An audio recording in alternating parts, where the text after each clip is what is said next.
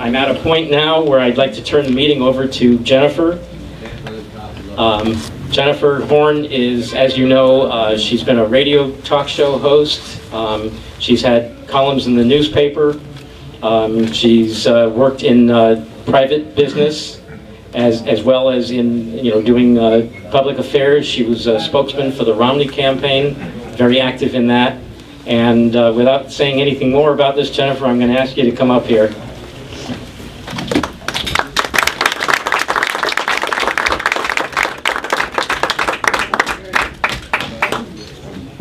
Okay. Great. All right. Share your space with you, don't mind. Great, thank you so much. First of all, Alan, thank you very much for the invitation to be here. I really appreciate it. It is a pleasure to be in Belmont tonight with everybody. I have been all over the place. I got elected on January 26th, so about 6 weeks ago. And this might be our 7th or 8th committee meeting that we've been to, as well as a number of other events. It's very, very important to me that I spend as much time over the next 2 years out among active Republicans. What I say all the time, and I mean this so sincerely, is that the Republican Party is not sitting in an office in Concord. You know, the Republican Party is not a website, it's not a chairman, it's not, you are the Republican Party. It is your values and your principles and your passion and your dedication to making the community we live in a better place for future generations that defines who we are as Republicans. You are the party, and I, as chairman, work for you. I'm accountable to you, so I want to make sure that I get out and about and hear from you as much as I can. And all I want to do today, very quickly, is give you an update on what we've been doing for the past few weeks at the state level, and then spend as much time as Alan will allow us to hearing from you. I want to hear your ideas. I want to hear your suggestions. I want to answer your questions. I want to make sure that your voice is heard and that we are solving problems and growing the party very much in a partnership. I can tell you that right out of the gate, I came into office on January 26th, and we were already halfway through preparing for a special election, as Alan just referred to. You know, we are about getting good principled Republicans elected to office. That's my job.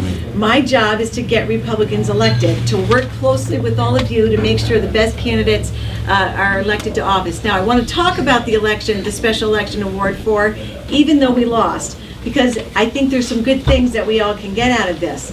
Ward 4 in Nashua, my town, Nashua, I would have loved to have won that right out of the gate for us. But this is one of the most Democratic wards in the entire state. I don't know the exact numbers by heart, but it is something like about 400 registered Republicans versus something about 2,000 registered Democrats. That's Ward 4. It's something crazy. It's a crazy difference in registered voters. Now, in November of 2012, we lost Ward 4 by more than 2-1. In the February special election, we lost Ward 4 by 30 votes. So we worked so hard. We knocked on every door. We called every phone 6 or 7 or 8 times. We did mail. We gave it, the state committee committed 110% to that special election. And what I get out of that is that when we go out and talk to our neighbors, when we make that personal connection and talk about who we are and what we stand for and how that impacts them, we can move them to vote Republican. And there's nothing more frustrating to me than looking at Ward 4 and realizing 30 votes. We were that close if we had been able to turn out 30 more people. But that's the commitment that I promise you from the state committee for every single election going forward through 2014. We are not going to give up on anything. We are going after every seat in every district, in every ward. We are going after the congressional seats. We're going after the Senate seat, and starting with the governor's office right down. We are going after every single one of them 110%. We are not going to cede an inch.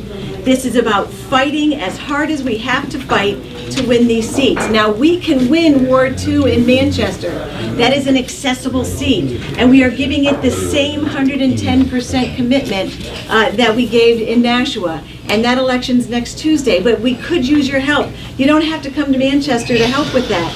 If you email jacob@nhgop.org, he can email you a call list. Tell him how many calls you have time for, 10 calls, 50 calls, 100 calls, you can call from home. The most important thing we're going to do between today and next Tuesday is call real people who are going to vote on Tuesday and ask them to join us and vote Republican. So if you can dedicate a little bit of time to that, we need your help.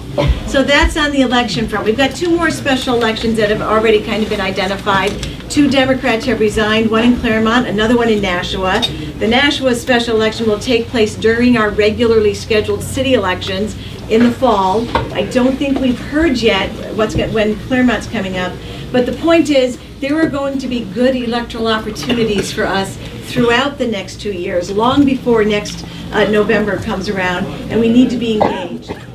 I'll say this again, I keep going back over and over, it's about getting Republicans elected. So everything that we do at the state office should be building us and moving us towards success.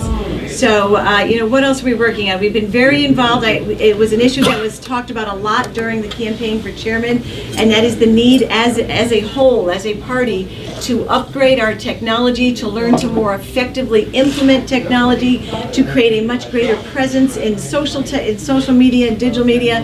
We have already begun that effort. We've actually taken great strides in that effort. The first committee that I appointed the very first week was a technology upgrade committee. Jim Coburn sat on that committee. It was a mix of people.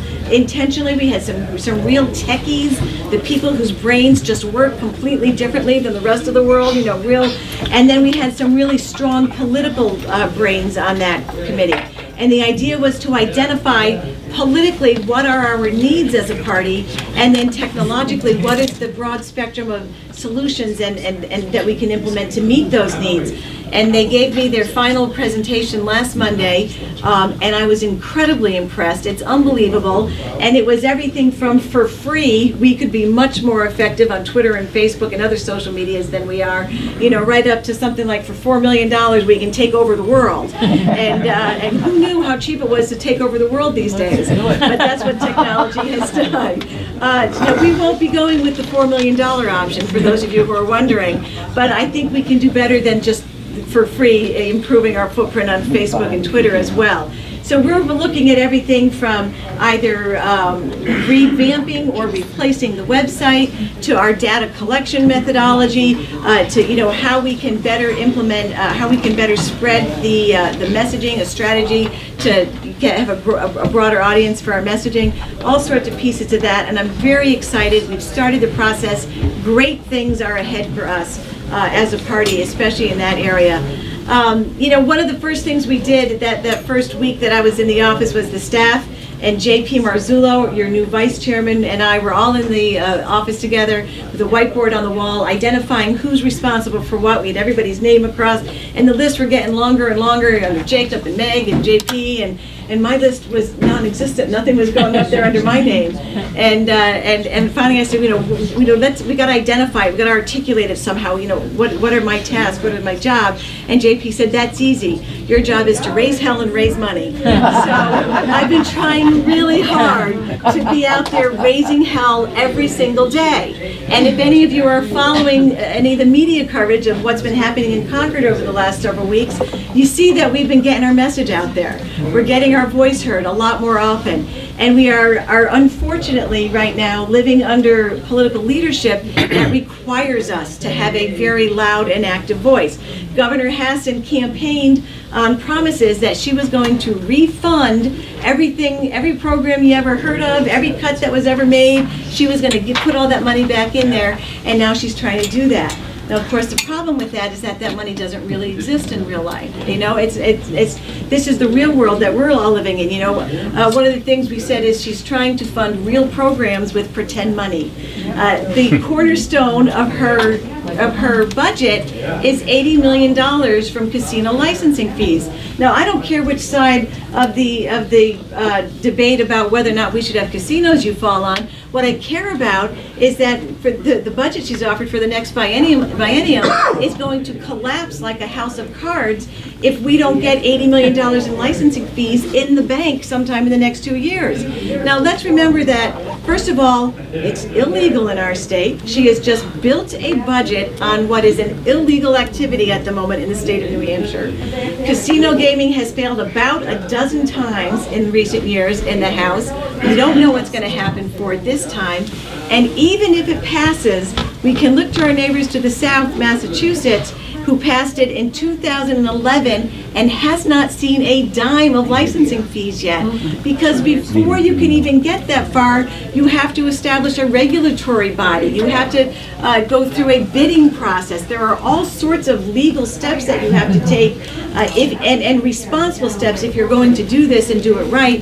The very suggestion that we will have $80 million from licensing fees in the next 2 years is ludicrous. And the fact that she built this budget on it is grossly irresponsible.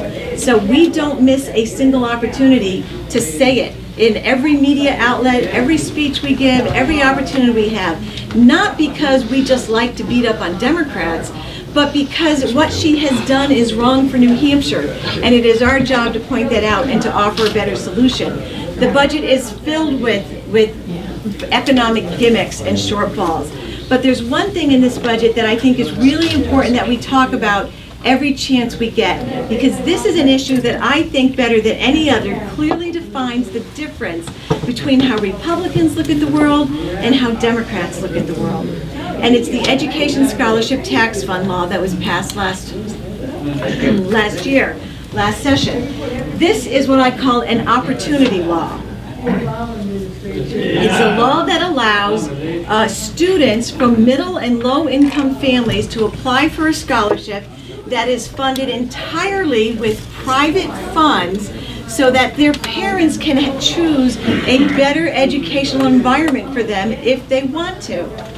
So it doesn't cost the taxpayers anything. It doesn't cost you anything. It doesn't cost the government anything. Private entities have the opportunity to contribute to this fund and get something of a tax credit for it.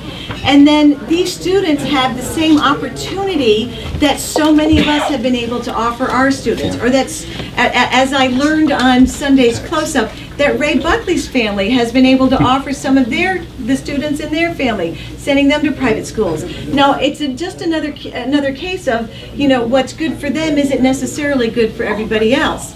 Now, it's about opportunity, and I've talked about this all the time. Republicans are about freedom and opportunity. That's who we are as a party. That's who we are as a people. That's who we are as a nation. And so what they want to do now is repeal this law. And they keep calling it a voucher system, by the way, and they do that because they know that using the phrase voucher draws a negative response from voters. It's not a voucher program. We're not taking tax dollars. We're not taking money away from the school to give it to somebody else. It's a privately funded scholarship opportunity. So it's so important that we follow what's going on, that we're aware of what's going on, and that we talk about it.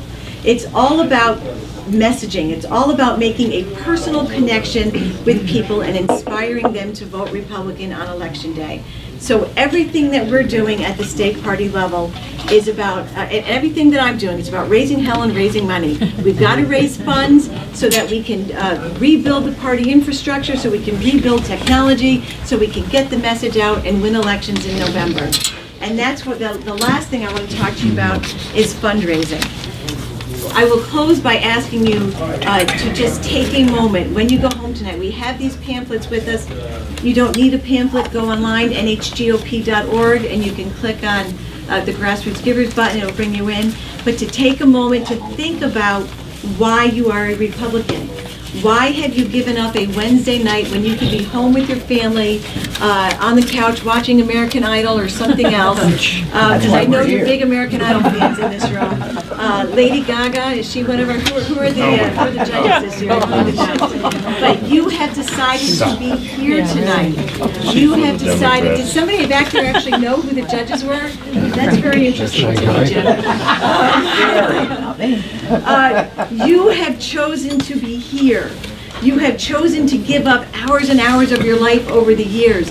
Some of you have run and served as Republican elected officials. You have done this for a reason. There is something that has moved and inspired you to give that effort and that dedication. For me, it's very easy. I am a Republican because I am a mom. I have 5 children. I have an absolutely gorgeous grandson now. And I know there are a lot of grandparents in this room, and with all due respect, my grandson's much cuter than yours. And you want money from us? He just came to visit last week, and I took a day off from going up to the office. It was the best day I've had in such a long time. But that's why I'm here. That's why I got involved in politics, the years ago when I did. Because I believe deeply, sincerely, that it is the Republican principles, it is our core values that when translated into policy best serve our community and best preserve for my children and your children a New Hampshire and an America that is filled with the opportunity that we all grew up believing was unlimited. That's what I want for my kids. That's what I want for my grandkids. It's what I want for your children and for your families. And I just believe so strongly that it is Republican leadership that is going to bring us back to that point where we can all move on and know that our children are living in that land of freedom and opportunity that we all grew up in. So, Alan, again, thank you so much for the invitation to be here. It is truly a pleasure and a privilege, and for as long as Alan will allow me, I'm happy to take your questions. Thank you all very much. Thank you.